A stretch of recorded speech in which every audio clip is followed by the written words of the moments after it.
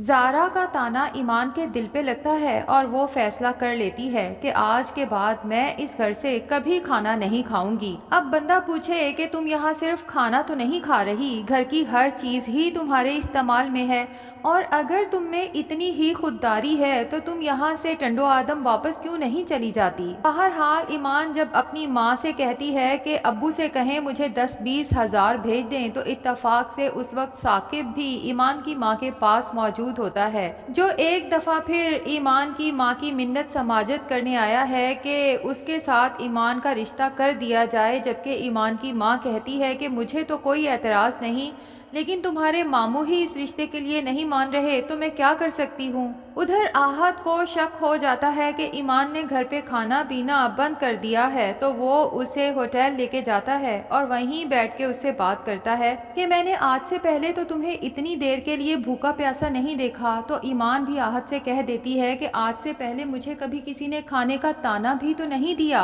آہت کو شک ہوتا ہے کہ یقیناً زارا نے ہی کچھ کہا ہے، جس پہ ایمان آہت کو سب باتیں بتا دیتی ہے کہ زارا بھابی نے مجھے کہا ہے کہ یہ تمہارا گھر نہیں بلکہ میرا گھر ہے اور تم اس گھر کی ہر چیز استعمال کر رہی ہو، مجھ سے یہ سب برداشت نہیں ہو رہا، اس لیے میں نے فیصلہ کر لیا ہے کہ چلو پڑھائی کے لیے یہاں رکنا تو مجبوری ہے، لیکن اس کے سوا اب میں اس گھر سے کوئی احسان نہیں لوں گی۔ دوسری طرف ایمان کا کزن ثاقب سوچتا ہے کہ اگر اس مشکل وقت میں ایمان کے کام آتا ہوں تو کیا پتہ ایمان کا دل میرے لیے موم ہو جائے۔ تبھی وہ ایمان کو ایزی پیسہ کے تھرو پیسے بھیج دیتا ہے اور ایمان آہت سے ہی وہ پیسے نکلوانے کا کہتی ہے۔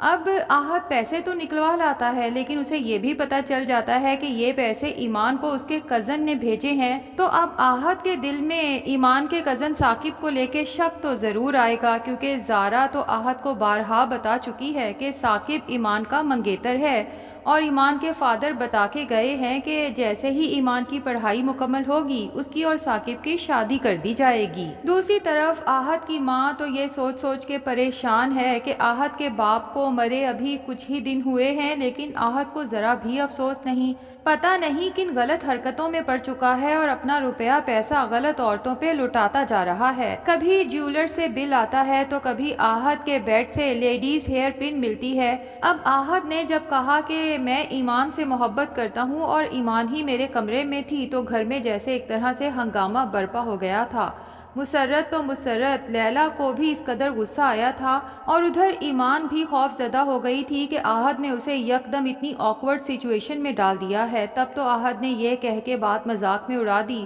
کہ میں تو صرف آپ لوگوں کا ری ایکشن دیکھنا چاہتا تھا، لیکن گھر کی ملازمہ کو بھی یہ بات پتہ ہے کہ ایمان واقعی ہی اس دن آہت کے کمرے میں تھی۔ ابھی تو اس نے یہ بات سب گھر والوں کو نہیں بتائی، لیکن جب وہ یہ بات لیلا یا مسرت کو اعتماد میں لے کے بتائے گی تو یقیناً ایک بہت بڑا ہنگامہ کھڑا ہونے والا ہے۔ ادھر تیمور جب اپنے چچا کا تمام بزنس وائنڈ اپ کرنے کے بعد ان کی قبر پہ جاتا ہے تو بلال جو پہلے سے وہاں فاتحہ پڑھنے کے لیے موجود ہوتا ہے،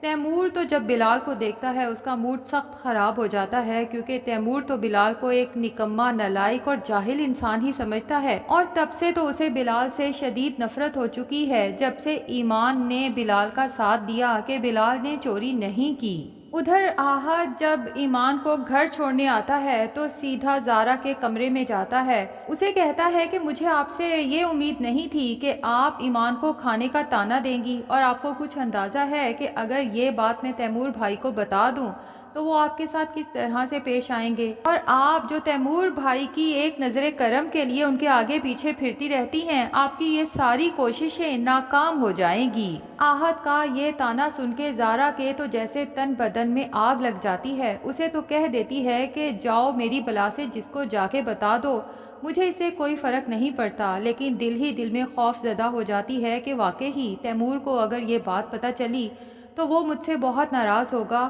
اس لیے فیصلہ کر لیتی ہے کہ اس سے پہلے آہت تیمور سے کچھ کہے مجھے کچھ ایسا کرنا ہوگا کہ اس احد اور ایمان کا یہ سیکرٹ چکر سب کے سامنے کھل کے آئے اور ان کی سب کے سامنے اتنی انسلٹ ہو کہ ایمان کو دھکے مار کے اس گھر سے نکال باہر کیا جائے اور احد کا بھی اس گھر میں آنا جانا سختی سے بند کر دیا جائے۔ لیکن احد کے جانے کے بعد وہ سوچتی ہے کہ کیوں نہ میں خود ہی ایمان کو اس گھر سے نکالنے کا کچھ بندوبست کروں۔ تبھی وہ ایمان کے کمرے میں آتی ہے اور بڑے اخلاق سے ایمان سے کہتی ہے کہ مجھے پتا ہے تم پیسوں کی بہت لالچی ہو، تمہیں یہ ساری فیسلٹیز، یہ بڑا سا گھر، یہ سب کچھ بہت اچھا لگتا ہے، تبھی تو اتنی ذلت کے بعد بھی تم اس گھر سے جانے کو تیار نہیں ہوتی۔ تم مجھے بتا دو، تمہیں جتنے پیسے چاہیے میں تمہیں دینے کو تیار ہوں۔ تم اس گھر سے بھی بڑا گھر ٹنڈو آدم میں بنا سکتی ہو، بس میں چاہتی ہوں کہ تم میرے گھر سے چلی جاؤ۔ ایمان تو زارا کی یہ بات سنتی ہے تو اسے حیرت کا جھٹکا لگتا ہے کہ آخر زارا بھابھی مجھ سے اتنی ناراض کیوں ہیں، مجھ سے اتنی نفرت کس لیے کرنے لگی ہیں؟ پہلے مجھے کھانے کا تانا دیا اور اب مجھے گھر سے ہی نکال باہر کرنا چاہتی ہیں۔ اب یہاں پر ممکن ہے کہ ایمان کچھ خودداری دکھائے، یا تو واقعی ہی ٹنڈو آدم واپس چلی جائے گی، جس پہ سب گھر والے کافی پریشان ہو جائیں گے کہ آخر ایسا کیا ہوا کہ ایمان نے اپنی پڑھائی درمیان میں ہی چھوڑ کے ٹنڈو آدم جانے کا فیصلہ کر لیا، یا پھر یہ بھی ممکن ہے کہ ایمان اپنے رہنے کا انتظام کسی گرلز ہاسٹل میں کر کے سب گھر والوں کو بتائے کہ اب میں یہاں نہیں بلکہ ہاسٹل میں رہ کے اپنی باقی کی پڑھائی مکمل کروں گی۔ اور دوسری طرف احد سوچے گا کہ کیوں نہ میں ایمان کو اپنے گھر میں رکھ لوں، بہانہ بھی اچھا ہے اور سارا الزام بھی زارا پہ آئے گا، جبکہ ایمان میرے گھر میں رہے گی تو اس کے ساتھ میکسیمم ٹائم سپینڈ کرنے کا موقع بھی مل جائے گا۔ دوسری طرف تیمور کی ماں کو بھی اندازہ ہو جائے گا کہ یقیناً زارا نے ایمان سے کچھ ایسا کہا ہے کہ ایمان کچھ دنوں سے بہت بجھی اداس لگ رہی ہے،